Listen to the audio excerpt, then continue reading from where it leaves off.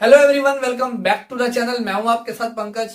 बेटा, आज हम मैक्रो का देखो, हमने मैक्रो मैंने आपकी पूरी की पूरी अपलोड कर रखी है चैनल पे, चाहे वो बीओपी हो, फॉरेन एक्सचेंज हो, मनी बैंकिंग हो, गवर्नमेंट बजट हो, नेशनल इनकम वाली यूनिट हो। लेकिन हमारी जो मेन एक यूनिट है एडीएएस वाली, aggregate demand and aggregate supply वाली, जिसमें 3 चैप्टर्स हैं और वो बहुत बच्चों को कॉम्प्लिकेटेड मुश्किल सी लगती है, उसके कॉन्सेप्ट में काफी कंफ्यूज रहते हैं, वो अपलोडेड नहीं थी। तो आज मैंने उसी वीडियोस को, उसी चैप्टर को स्टार्ट किया बेटा आपके लिए। और कैसे स्टार्ट किया? बुक के साथ। जो आपकी बुक है, चाहे वो संदीप गर्ग हो, कोई भी बुक हो, मैंने जो बुक ली है वो संदीप गर्ग ली है, क्योंकि उसमें थोड़ी लैंग्वेज मुझे ज्यादा इजी लगती है, आपको ज्यादा समझ में आएगा। तो उसकी एक एक लाइन से मैं आपको पढ़वा रहा हूँ, कौन सा पॉइंट इंपॉर्टेंट है, कौन सा नहीं है, साथ साथ आपने मेरे मार्क करना है। तो इस वीडियो को स्टार्ट करने से पहले आप भी अपनी बुक साथ में रखो, ताकि जो जो चीज मैं समझा रहा हूं वो आपके साथ में कवर होती जाए। देखो, आज के हम वीडियो में बिल्कुल बेसिक कॉन्सेप्ट करने वाले हैं। एडीएस के जो फर्स्ट चैप्टर है, उसमें एडी का मीनिंग क्या होता है, एएस का मीनिंग क्या होता है, और बेसिक कुछ चीजें सीखेंगे। बहुत इंपॉर्टेंट है ये यूनिट, क्योंकि 12 मार्क्स की ये मिनिमम आपकी यूनिट रहने वाली है, 3 चैप्टर अगर मैं मिला लूं। तो करते हैं फिर बेटा स्टार्ट, ताकि अच्छे से आपके इकोनॉमिक्स में तैयारी हो और अच्छे से मार्क्स आ सके। तो देखो बेटा, आप ध्यान से समझना, क्योंकि इस चैप्टर का कॉन्सेप्ट है बहुत ही इजी। लेकिन वो इजी बेटा तभी होगा जब आपको पता है कि इस टॉपिक का कहाँ यूज होना है। अगर आप एपीसी के बारे में पढ़ रहे हो, एमपीसी के बारे में पढ़ रहे हो, एग्रीगेट सप्लाई के बारे में पढ़ रहे हो, तो वो पॉइंट मेरे को कहाँ काम आएगा, कहाँ यूज होगा। इसलिए इस चैप्टर को मैं आपकी बुक से पढ़ा रहा हूं, जो आपकी संदीप गर्ग जो बुक है क्लास 12th की, उससे आपकी एक एक लाइन पढ़ावा रहा हूं आपको, ताकि आपको क्या है, बुक की आदत बनी हुई है। तो बुक में जो जो चीज इंपॉर्टेंट है, जो आपसे मिस हो गई है या आपने ऑलरेडी लिखी हुई है, वो कहाँ यूज होगी, कैसे यूज होगी, वो मैं आपको आज बताऊंगा। ध्यान से समझना। बुक भी दिख रही है आपको स्क्रीन पे, और जो मैं लिखूंगा वो भी साथ साथ दिखता रहेगा। अब देखो, पहले आते हैं चैप्टर के नाम पे। पहले संदीप गर्ग जी को हटाते हैं और चैप्टर के नाम पे आते हैं। वो चैप्टर का नाम है क्या? Aggregate demand. क्या लिखा हुआ है? Aggregate demand. एक तो ये वर्ड है एग्रीगेट डिमांड, और साथ में है रिलेटेड कॉन्सेप्ट। एक तो हम इसमें एग्रीगेट डिमांड की बात करेंगे पहले। तो कई बच्चों को होता है कभी कभी कि एग्रीगेट का मतलब नहीं पता होता। एग्रीगेट का मतलब होता है बेटा टोटल। क्या होता है? टोटल या फिर होल। इसका मतलब टोटल, मतलब सबका, जितनी भी डिमांड है। देखो ध्यान से समझो, पहले बेसिक कॉन्सेप्ट समझो। आपने क्लास 11th में भी पढ़ा था डिमांड, ठीक है? उसी का ये बड़ा हुआ रूप है एक तरह से, एग्रीगेट डिमांड। उसमें जो हम बात करते थे, वो किसकी बात करते थे? मोस्टली एक इंडिविजुअल कंज्यूमर की बात करते थे। और उसमें जो डिमांड का रिलेशन था, वो किसके साथ था? प्राइस के साथ। किसके साथ था? प्राइस और डिमांड का रिलेशन था। पूरी माइक्रो इकोनॉमिक्स अगर आप उठा के देख लोगे, तो वो बात किसकी करती थी? सिर्फ और सिर्फ प्राइस की, चाहे वो कॉस्ट हो, डिमांड हो, सप्लाई हो, कंज्यूमर हो। लेकिन मैक्रो में बिल्कुल उल्टा होता है। मैक्रो में मोस्टली आपका जो भी रिलेशन बताया जा रहा है, वो इनकम के साथ बताया जाता है, कि इनकम और डिमांड, इनकम और सप्लाई, उसका क्या रिलेशन है बेटा। ये आपने माइक्रो और मैक्रो के डिफरेंस में भी पढ़ा होगा, ठीक है? अब आते हैं आगे। अब आते हैं मतलब अपने चैप्टर में। देखो, पहले एग्रीगेट डिमांड की डेफिनेशन पे आते हैं, कि बुक में हमें डेफिनेशन क्या दी हुई है। देखो क्या लिखा हुआ है? Aggregate demand refers to the total value of final goods and services which all the sector, हमारी इकोनॉमी में 3 सेक्टर है, प्राइमरी, सेकेंडरी, टर्सरी, तीनों सेक्टर मिला के of an economy are planning. ये जो वर्ड है ये बहुत जरूरी है। प्लानिंग है ये। अभी जो हम पढ़ रहे हैं ये एक्चुअल डिमांड नहीं है, ये अभी हमारी क्या है बेटा? प्लान्ड है। प्लान्ड का मतलब आप ये भी लिख सकते हो, ये एस्टिमेटेड है, कि फ्यूचर में इतनी डिमांड होगी। तीनों सेक्टर, ऑल 3 सेक्टर्स जो है हमारे, उनसे मिला के, चाहे वो गुड्स के हों, चाहे वो सर्विस दे रहे हों, जितनी भी गुड्स एंड सर्विस की, तीनों सेक्टर की डिमांड हम करेंगे। किसमें? In an accounting year. In an accounting year. कहाँ लिखा है अकाउंटिंग ईयर, ये लिखा। और साथ में एक वर्ड बहुत जरूरी, by at a given level. 11th में होता था प्राइस, यहाँ पे है इनकम, क्योंकि रिलेशन किसका हो रहा है, इनकम और एडी के बीच में ये बात कर रहा है। जो भी हम एक साल में, एक अकाउंटिंग ईयर में, अकाउंटिंग ईयर आप सबको पता है 1 अप्रैल से 31 मार्च में जितने भी सारे सेक्टर्स के गुड सर्विसेज हम प्लान कर रहे हैं कि खरीदेंगे इकोनॉमी में, उसे क्या बोलते हैं, एग्रीगेट डिमांड। रिलेटेड कॉन्सेप्ट क्या है कि आगे अगर मेरा इनकम बढ़ रही है तो उससे मेरे डिमांड में क्या चेंज आ रहा है, अगर मेरी सप्लाई बढ़ रही है तो क्या चेंज आ रहा है, ये सारी चीजें इसमें है। तो ये हो गया इसका बेसिक था मीनिंग कि aggregate demand refers to the total value of goods and services which all the sectors are of an economy are planning to buy at a given level of income in an accounting year। अब देखो इसे हटाते हैं। अब जो demand है, देखो demand तो हर कोई कर रहा है, मैं भी कर रहा हूं, आप भी कर रहे हो, गवर्नमेंट भी कर रही है, बहुत सारे लोग डिमांड कर रहे हैं। तो एग्रीगेट डिमांड में हम क्या क्या चीजें लेंगे, किसकी डिमांड लेंगे, उसे बोलते हैं कॉम्पोनेंट्स ऑफ एडी। की एडी जो है वो किन किन चीजों की, कौन कौन से लोगों की डिमांड को मिलके बनेगा। तो सबसे पहले जो हमारा होता है उसमें आता है बेटा प्राइवेट, जिसको आप हाउस होल्ड बोलते हो। जितने भी हम लोग जो प्राइवेट लोग हैं, हम जो गुड्स खरीद रहे हैं, जो सर्विसेज ले रहे हैं, उनकी डिमांड ले लो, वो आता है प्राइवेट में। सेकंड है बेटा इसमें आपका गवर्नमेंट, फिर है एक आपका फर्म, फिर है लास्ट एक्सपोर्ट। ये 4 आपकी डिमांड यहां पे होने वाली है। दूसरी बुक की फोटो लगा देता हूं मैं आपके लिए, ये लो जी। अब देखो एक कंपोनेंट्स मैंने लिख दिया जो पीछे पेज पे था, आपके फर्स्ट पेज पे ही, जो प्राइवेट वाला था। अब आते हैं नेक्स्ट में, ध्यान से समझना नेक्स्ट वाला क्या होगा। इसे भी रब कर देते हैं पहले, बिल्कुल ध्यान से समझना। प्राइवेट तो मैंने आपको बता दिया, हाउस होल्ड, ये बहुत इजी है। गवर्नमेंट, अब गवर्नमेंट भी तो डिमांड करती है, गवर्नमेंट भी तो मेट्रो बना रही है, गवर्नमेंट भी तो फ्लाईओवर बना रही है, गवर्नमेंट भी तो अपने प्रोजेक्ट कर रही है इतने सारे। तो जो गवर्नमेंट कर रही है, जितनी भी डिमांड कर रही है, चाहे वो डिफेंस की हो, कोई भी हो, वो भी आएगा बेटा। फर्म का क्या है, इसको बोल सकते हो फर्म का इन्वेस्टमेंट। जो प्रोडक्शन एक्टिविटी होती है, जो क्या होती है, प्रोडक्शन एक्टिविटीज चल रही हैं, जो मशीनों में सामान बन रहा है। अगर बिस्किट बना रही है एक कंपनी, तो बिस्किट बनाने वाली आटा जो होता है उसकी डिमांड कर रहे हैं, व्हीट की डिमांड कर रहे हैं, शुगर की डिमांड कर रहे हैं, ऑयल की डिमांड कर रहे हैं। तो जितने भी इन्वेस्टमेंट कर रही हैं फर्म्स, वो भी डिमांड इसमें आती है।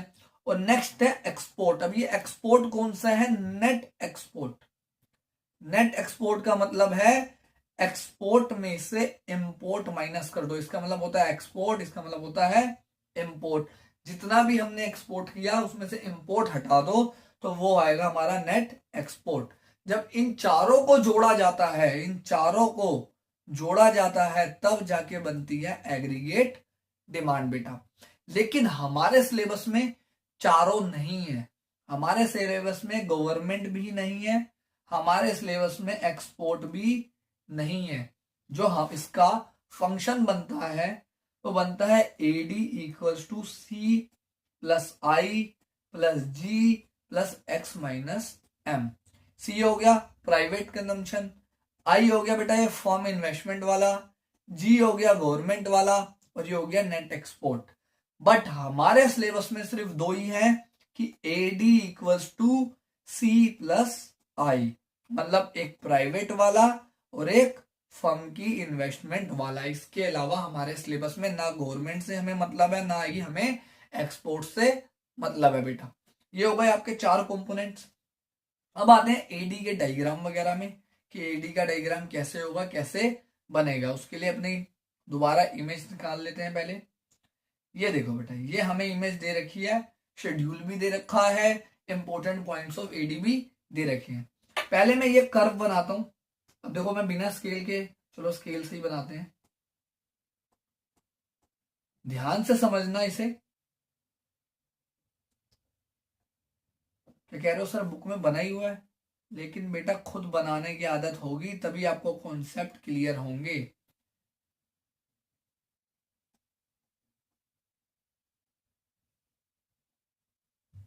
ये हो गया आई का। अब बनाते हैं सी और एडी का।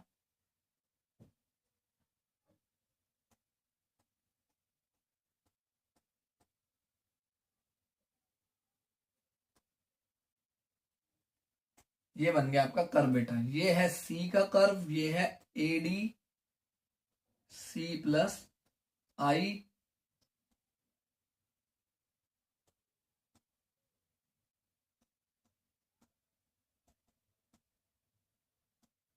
लो बेटा अब ये हो गया पूरा हमारा कर्व। इसको समझाता हूं मैं कैसे, ध्यान से समझना, बहुत इंपॉर्टेंट पॉइंट से। ये है बेटा हमारे एक इन्वेस्टमेंट। अब ये कौन सी इन्वेस्टमेंट है इसे ध्यान से समझो। देखो इसकी जो लाइन है, इसका जो कर्व है, वो बिल्कुल स्ट्रेट जा रहा है, बिल्कुल सीधा है, ना बढ़ रहा है ना घट रहा है। ऐसी इन्वेस्टमेंट को बोलते हैं ऑटोनोमस इन्वेस्टमेंट। क्या बोलते हैं? Autonomous investment. ये देखो फोर्थ पॉइंट में आपको दे भी रखा है। अब what do you mean by autonomous investment? बेटा ऐसी इन्वेस्टमेंट जो बेसिक है, जो मेरे को प्रॉफिट कमाने के लिए नहीं करनी, जो मेरे को अपनी बेसिक नीड पूरी करने के लिए करनी ही पड़ रही है, अपने वेलफेयर के लिए करनी ही पड़ रही है। जैसे आप एक मिनिमम एक घर तो रखोगे ना जिसमें आप रहोगे, एक गाड़ी तो रखोगे ना जिसमें आप मिनिमम रहोगे, एक ऐसे कपड़े लोगे, ऐसा मोबाइल लोगे जो आपकी डेली नीड्स को पूरा कर रहा है, तो वो होती है ऑटोनोमस इन्वेस्टमेंट। इस इन्वेस्टमेंट को इनकम के बढ़ने या इनकम के कम होने से कोई फर्क नहीं पड़ता। ऐसा नहीं होगा कि मैं अपना घर जो है एकदम से चेंज कर दूंगा, ठीक है, अभी मैं चेंज नहीं करूंगा, मेरे को जो बेसिक जितना घर चाहिए, जो मेरा बेसिक रिक्वायरमेंट है घर की, 2 रूम 3 रूम, उसी में मैं रहने वाला हूं। इसके बाद आइए आपका बेटा कंजम्पशन। अब कंजम्पशन सबसे इंपॉर्टेंट है यहां समझना। देखो इस टेबल को देखो आप, ये जो आपको टेबल बना के शेड्यूल दे रखा है, इसमें इनकम आपकी कितनी है? 0। इनकम मेरी वाई मेरी 0 है, लेकिन फिर भी मैं कंजम्पशन कर रहा हूं, फिर भी मेरी कंजम्पशन कितनी है? 40 है। तो मैं ये कहां से कर रहा हूँ?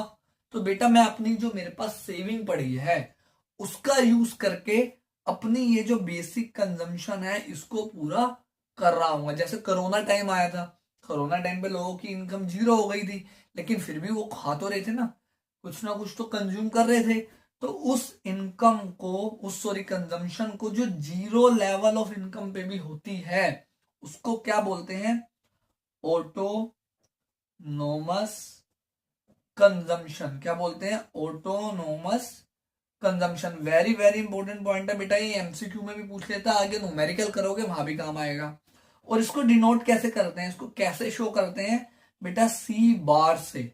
ये जो लना हुआ है सी बार, ये है बेटा ये, ठीक है। अब आओ नेक्स्ट पॉइंट में। देखो पहला पॉइंट ये आपको मैंने समझा दिया, फोर्थ पॉइंट ये था। सेकंड पॉइंट ऑटोनोमस कंजम्पशन का। The consumption at 0 level is known at 0 level of income is known as autonomous consumption. इसके बाद आओ स्लोप ऑफ कंजम्पशन कर्व। देखो स्लोप मतलब कि वो डाउनवर्ड जा रहा है, नीचे को आ रहा है कर्व, उसका ऊपर को जा रहा है। देखो कंजम्पशन का जो कर्व है ये वाला, ये हमेशा ऊपर को जा रहा है, क्योंकि ह्यूमन फिलोसफी होती है कि जैसे जैसे आपकी इनकम बढ़ेगी आपके खर्चे भी बढ़ते हैं, कंजम्पशन भी बढ़ती है। देखो 100 हुआ, ये बढ़ने लग गया। जैसे जैसे इनकम बढ़ रही है कंजम्पशन भी यहाँ पे बढ़ रहा है। तो ये आपने याद रखना है कि जो कंजम्पशन का वो होता है पॉजिटिवली स्लोप होता है, जैसे जैसे इनकम बढ़ती है कंजम्पशन भी बढ़ता है। आ गया हो बेटा। देखो starting point of AD curve और सीआई कर्व, ये जो जहां से ये एडी कर्व स्टार्ट हो रहा है ये हमेशा ऊपर से होगा, कभी भी 0 से नहीं होगा। 0 से क्यों नहीं होगा? क्योंकि अभी हमने पढ़ा AD is equals to C plus I, और सी कभी भी 0 नहीं हो सकता। कुछ ना कुछ तो कंज्यूम आप हमेशा करोगे ही करोगे। तो जब कंजम्पशन 0 नहीं हो रही तो एडी भी कभी भी 0 यहाँ पे बेटा नहीं होके चलेगा। ठीक है, अब आओ नेक्स्ट पॉइंट में। नेक्स्ट पॉइंट बोला स्लोप ऑफ एडी कर्व। जो एडी कर्व है, ये वाला जो कर्व है, इसका स्लोप क्या होगा? तो ये भी पॉजिटिवली स्लोप होगा। जैसे जैसे इनकम बढ़ेगी एडी भी बढ़ेगा, बिकॉज कंजम्पशन जो है, जो सी है, वो बढ़ रहा है। अब एक और पॉइंट जिसको ध्यान से समझना कि इन दोनों के बीच का जो डिफरेंस है, कंजम्पशन कर्व और एडी कर्व के बीच का जो डिफरेंस है, वो हमेशा इक्वल रहता है। ये जो गैप है, देखो ये गैप देखो आप, ये हमेशा इक्वल है। क्यों इक्वल है इसको समझो। देखो यहां पे अब एडी देखो, एडी कितना है? 60 है। इस 60 में से अगर मैं कंजम्पशन हटा दूं तो क्या बचेगी? इन्वेस्टमेंट 20। नेक्स्ट पॉइंट में भी देखो एडी 140 है। इस 140 में से अगर मैं कंजम्पशन 120 हटा दूं तो इन्वेस्टमेंट कितनी बचेगी? 20। अब ये जो इन्वेस्टमेंट है ये हमेशा कांस्टेंट रह रही है, और एडी कैसे आ रहा है? सी प्लस आई को जोड़ के। तो जब ये कांस्टेंट है तो इन दोनों के बीच का जो डिफरेंस है वो भी हमेशा क्या रहेगा? कांस्टेंट ही रहेगा, क्योंकि उसमें जो चीज ऐड हो रही है वो हमेशा क्या है बेटा? कांस्टेंट यहाँ पे रहने वाली है। इसको आपने अच्छे से समझना है। हो गया ये भी पॉइंट। अब आते हैं आगे की पॉइंट में। देखो चैप्टर ये बड़ा है लेकिन इंटरेस्टिंग। अगर आप इसको सही से पढ़ते हो, एक बार भी सही से पढ़ लोगे ना बेटा, तो आप दोबारा इस चैप्टर को कभी नहीं भूलोगे। ये वाला तो हो गया, वेट। ये देखो अब हम आ गए एग्रीगेट सप्लाई पे। डिमांड का पढ़ लिया हमने, डिमांड के मोस्टली पॉइंट्स हमने पढ़ लिए। आज हम बेसिक ही कवर करेंगे। पहले बेसिक कॉन्सेप्ट कवर होगा तभी आप एडवांस में जा पाओगे। कि जब आपको यही नहीं पता ईडी क्या है, एडी में कंजम्पशन क्या है, इन्वेस्टमेंट क्या है, तो नहीं कर पाओगे। अब आओ एग्रीगेट सप्लाई। एग्रीगेट सप्लाई का इस चैप्टर में बहुत कम कंटेंट है, बहुत लिमिटेड है, लेकिन जितना है वो आपका न्यूमेरिकल में काम आएगा, तो ध्यान से समझो। देखो हमने फर्स्ट चैप्टर में क्या पढ़ा था? वो जो सर्कुलर फ्लो ऑफ इनकम वाला हमारा चैप्टर था, उसमें हमने क्या पढ़ा था कि एक बंदा जो पेमेंट्स कर रहा है, जिसको हम फैक्टर्स पेमेंट कहते थे, फैक्टर पेमेंट कहते थे, वही दूसरे की, वही रिटर्न में दूसरे की क्या बनती है? Factor income. उसमें क्या क्या आता था आपका? रेंट, वेजेस, प्रॉफिट, इंटरेस्ट, ये सब आता था।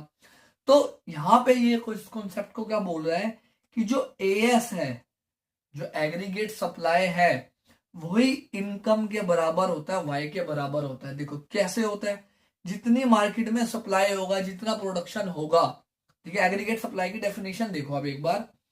Aggregate supply refers to money value of goods and services. जितने भी इकोनॉमी में गुड्स एंड सर्विसेज हैं, उसकी जो मनी में वैल्यू है, पैसों में वैल्यू है, दैट ऑल द प्रोड्यूसर, जितने भी इकोनॉमी में producer are willing to supply in an economy is known as aggregate supply. तो जितने भी गुड्स बनेंगे, सप्लाई होगी, उसकी जो मनी वैल्यू है, पैसों में जितनी वैल्यू है, वो एग्रीगेट सप्लाई है। तो बेटा जितने पैसों में गुड्स बिकेंगे, जितनी सप्लाई होगी, सर्विस होगी, वही तो आगे वाले पर्सन की इनकम बनेगी ना। एक कंपनी है, उसने गुड्स बनाए, उसने कोई सर्विसेज दी। अब जितने ये गुड्स बनाएगा, जितने ये गुड्स बेचेगा, उतने ही तो इसकी इनकम होगी। जितनी ये सर्विस देगा उतने ही तो इसकी इनकम होगी। अब उस इनकम को ये क्या करेगा? लेबर को वेजेस दे देगा, जिससे लोन लिया था उसे इंटरेस्ट दे देगा, जिससे बिल्डिंग ली थी, फैक्ट्री लगाई थी रेंट पे, उसे रेंट दे देगा। तो ये सब क्या बन रहा है? बाकी बंदों की इनकम ही तो बन रही है ना। तो जितनी ज्यादा सप्लाई होगी उतनी ज्यादा इनकम होगी। तो ये माना जाता है कि एग्रीगेट सप्लाई और इनकम दोनों क्या है बेटा? इक्वल है।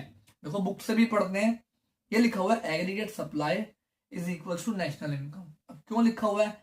When AS is expressed in physical terms, अगर हम इसको फिजिकल टर्म्स में बात करें, तो जितने भी गुड्स एंड सर्विसेज इकोनॉमी में प्रोड्यूस हो रहे हैं उसको AS कहते हैं। आगे लिखा हुआ जितने भी वैल्यू ऑफ टोटल आउटपुट होगा, वही फैक्टर ऑफ प्रोडक्शन की फॉर्म में होगा, रेंट, वेजेस, जो मैंने अभी आपको ये समझाया चैप्टर 1 का। तो जब ये सेम ही किसी की इनकम बन रही है तो हम यही मानेंगे ना, जितने भी डोमेस्टिक और नेशनल लेवल में है वही उसकी क्या बनेगी, इनकम बनेगी। मैं कह रहा हूं मैंने 500 रुपये खर्च किया, ये मार्क पेन लेके आया मैं 500 रुपये का, तो जो मेरे सामने वाला है उसकी इनकम कितनी बनी, 500 रुपये। ठीक है, उसने जिससे खरीदा होगा उसने उसको पेमेंट करी होगी, उसने मान लो 300 में खरीदा तो उसकी 300 बनी। तो जितने सप्लाई हुई उतनी ही लोगों की इनकम डिवाइड होती जा रही है बेटा। अब इसका ग्राफ देखो, इसका ग्राफ बहुत सिंपल है, सीधा अपवर्ड्स को जा रहा है। क्यों, जैसे जैसे इकोनॉमी में इनकम बढ़ती है तो एएस भी बढ़ता है, लेकिन एएस जो है वो सी प्लस एस होता है, ना कि आई होता है। कैसे, एक बंदे की जितनी इनकम है उस इनकम से वो दो चीज करेगा, या तो कंज्यूम करेगा या फिर सेव करेगा। तो AS equals to C plus S, या ऐसे लिख सकते हो AS equals to Y equals to C plus S. ये आपको इक्वेशन याद होनी चाहिए, न्यूमेरिकल में ये काम आने वाली है। अगर ये इक्वेशन याद नहीं है, जैसे अभी एडी वाली आई थी, AD equals to C plus I, ये जो है ये काम आती है। बच्चे इनको नहीं समझते, इसको याद नहीं करते। ठीक है, इसका कर्व ज्यादा आपको करने की जरूरत नहीं है कि जो इनकम बढ़ेगी तो सेविंग का और इनकम का कर्व भी बढ़ेगा आपका, साथ साथ एएस का कर्व भी मतलब बढ़ेगा। याद रखना, यहाँ पे जो एंगल बनता है ये हमेशा 45 डिग्री का बनता है। ये पढ़ने की जरूरत आपको नहीं है कि 45 डिग्री का ही क्यों बनता है, अगर पढ़ने का मन करे तो यहाँ पे दे रखा है। ठीक है, 45 डिग्री आपको पता होना चाहिए क्योंकि एमसीक्यू में आपसे पूछ सकता है। और ये देखो कैसे बन रहा है एएस, जीरो इनकम है, कंजम्पशन मेरी 40 है। मैंने क्या बोला था कि इनकम जीरो है फिर भी मैं कंजम्पशन कर रहा हूं, तो वो कहां से निकाल रहा हूं, सेविंग से। तो यहाँ पे मेरी सेविंग कितनी है, जीरो है, तो एएस भी क्या हो गई, जीरो हो गई। जब देखो ये दोनों इक्वल हो गए ना, वाई और एस इक्वल हो गए, यही अभी हमने पढ़ा। सेकंड में मैं 100 रुपए कमा रहा हूं, लेकिन मेरा खर्चा कितना हो रहा है, 120 रुपए। तो 20 रुपए मैं कहां से निकाल रहा हूं, सेविंग से। ठीक है, तो 100 रुपए क्या हो गया यहाँ पे आपका एएस हो गया। दोनों इक्वल चलेंगे, ये हमेशा इक्वल है। देखो 200, कंजम्पशन भी 200, तो सेविंग क्या हो गई, जीरो हो गई, और एएस क्या हो गया, 200। ये वाला जो पॉइंट है, ये वाला जो लेवल है, ये वेरी वेरी इंपॉर्टेंट। अभी ही समझा देता हूं मैं आपको इसे क्या बोलते हैं। जब भी इनकम और कंजम्पशन इक्वल है, इनकम इक्वल्स टू कंजम्पशन है, इस पॉइंट में सेविंग क्या होती है मेरी बेटा, जीरो होती है। क्या होती है, जीरो होती है। तो इसको क्या बोलते हैं, ब्रेक इवन पॉइंट। हालांकि ये आगे आएगा टॉपिक में, बट मैं आपको अभी से ही बता के चल रहा हूं, इस पॉइंट को क्या बोलते हैं, ब्रेक इवन पॉइंट। जितना मैं कमा रहा हूं उतना ही मेरा खर्चा हो रहा है, तो मैं जोड़ तो कुछ नहीं रहा। इस सिचुएशन को बोलते हैं ब्रेक इवन पॉइंट। ठीक है, ये आगे बहुत काम आने वाला है आपका, चाहे न्यूमेरिकली बोलूं चाहे थ्योरेटिकली बोलूं। तो आज हम इतना ही कर रहे हैं इस चैप्टर का बेटा, बेसिक बेसिक सीखा है हमने। नेक्स्ट जो इस चैप्टर में टॉपिक आएंगे जिसे बोलते हैं, एक आएगा बेटा कंजम्पशन फंक्शन। कंजम्पशन फंक्शन जिसके अंदर हम पढ़ेंगे APC, MPC, very very important topic. फिर आएगा सेविंग फंक्शन, इसमें हम पढ़ेंगे MPS, MPC and MPS, very very important. तो ये जो है ये दोनों ही बेस है, मेन है, जिसके साथ न्यूमेरिकल करने वाले। तो मिलते हैं बच्चों नेक्स्ट वीडियो में। अच्छे से एक एक लाइन बुक की रीड करो, अपनी बुक के सारे एमसीक्यू करो, चाहे आपके पास संदीप गर्ग हो चाहे टीआर जैन हो। संदीप गर्ग में ज्यादा अच्छे एमसीक्यू हैं, ज्यादा एमसीक्यू हैं। पीछे हॉट्स के क्वेश्चन दे रखे हैं, मैंने आपको पहले भी बोला है, उसको आपने कभी भी नहीं छोड़ना। एनसीईआरटी के क्वेश्चन करो, रीड करो कैसे क्वेश्चन पूछे जा रहे हैं, और अगर आपने कोई सैंपल पेपर ले रखा है तो उस सैंपल पेपर के क्वेश्चंस भी ज्यादा से ज्यादा ट्राई करो बेटा। यही है आपकी बोर्ड की प्रिपरेशन अच्छे से, जो आपको 90 प्लस तो मिनिमम दिलवाएगी। तो मिलते हैं बच्चों नेक्स्ट वीडियो में। Thank you everyone.